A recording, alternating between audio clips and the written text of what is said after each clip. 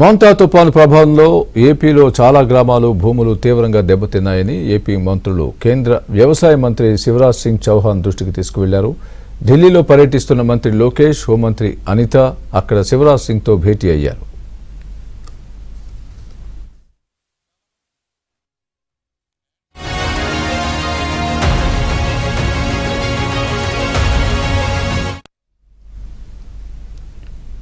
ఇరవై 24 జిల్లాల్లోని 443 మండలాల పరిధిలో 3109 గ్రామాలపై మోంతా తుపాన్ ప్రభావం ఉందని కేంద్ర మంత్రి దృష్టికి తీసుకువెళ్లారు.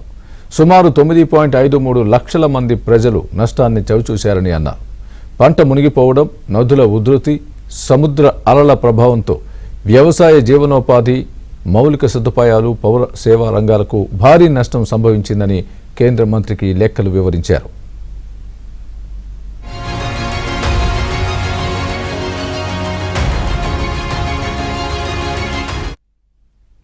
తీర ప్రాంతం, డెల్టా ప్రాంతాల్లో నిరంతర వర్షపాతం, ఎక్కువ కాలం పంట నీట మునగడం కారణంగా వ్యవసాయ పంటలకు భారీగా నష్టం సంభవించిందని మంత్రి లోకేష్ అన్నారు.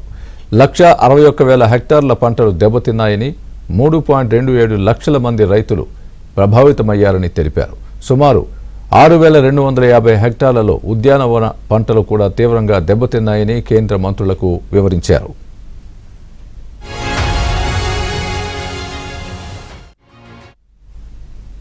రాష్ట్ర ప్రభుత్వం సమయోచితంగా చర్యలు తీసుకుని ప్రజల తరలింపు, సహాయ శిబిరాల నిర్వహణ, ఎస్డీఆర్ఎఫ్, ఎన్డీఆర్ఎఫ్ బృందాల మోహరింపు, వివిధ శాఖల ద్వారా నష్టాల అంచనా లాంటి చర్యల్ని వేగంగా అమలు చేసిందని కేంద్ర మంత్రి దృష్టికి తీసుకువెళ్లారు.